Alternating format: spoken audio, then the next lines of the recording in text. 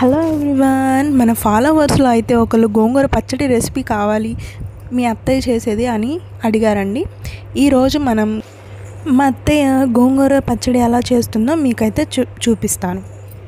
ఇది నూనె వేయించిన గోంగూర పచ్చడి అంట. చూడండి, బాండీ పెట్టుకొని బాండీలో 2 టేబుల్ స్పూన్ ధనియాలు, కొంచెం జీలకర్ర అయితే వేసి వేయించింది కొంచెం సేపు. అలా వేయించుకున్నవి తీసి అలా పక్కన పెట్టేసుకుందాం, కొంచెంసేపు అలా ఆరనివ్వాలంట. తర్వాత అదే డేషాలో ఎండుమిరపకాయలు తీసుకొని వాటిని కట్ చేసుకొని కొంచెం ఆయిల్ వేసుకొని వాటిని కూడా బాగా వేపుకొని వాటిని కూడా తీసి పక్కన పెట్టుకోవాలి.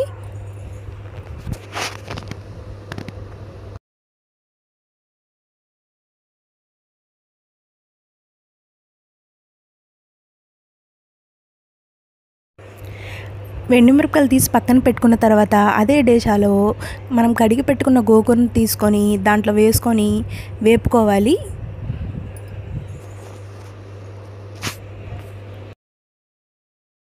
కొత్త వాళ్ళు మన ఛానల్ చూస్తున్నట్టయితే ప్లీజ్ సబ్స్క్రైబ్ చేసుకోవచ్చు కదా. గోంగూర చట్నీలో కూడా ఇన్ని రకాలు ఉంటాయని నాకు ఇప్పుడేనండి తెలిసింది, ఇన్ని రకాలు చేసుకోవచ్చని.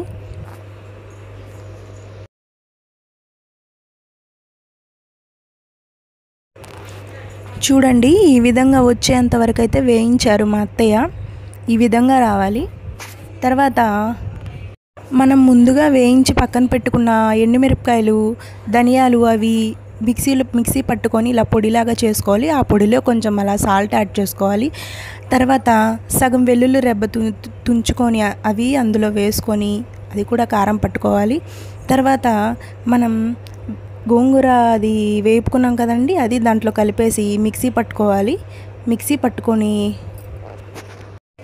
చూసారా, ఈ విధంగా అయితే వస్తుంది. ఇది వేయించిన గోంగూర చట్నీ అంటారంటండి.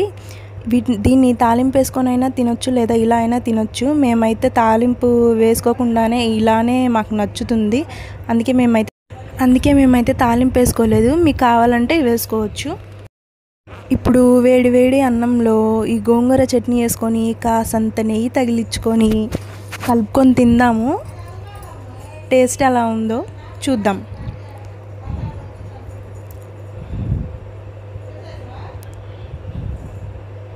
కలుపుకొని తిందాము, ఎలా ఉందో టేస్ట్ అయితే అద్దరిపోయిందండి. నాకైతే చాలా బాగా నచ్చింది, సూపర్గా ఉంది. మీరు కూడా ఒకసారి ట్రై చేయండి.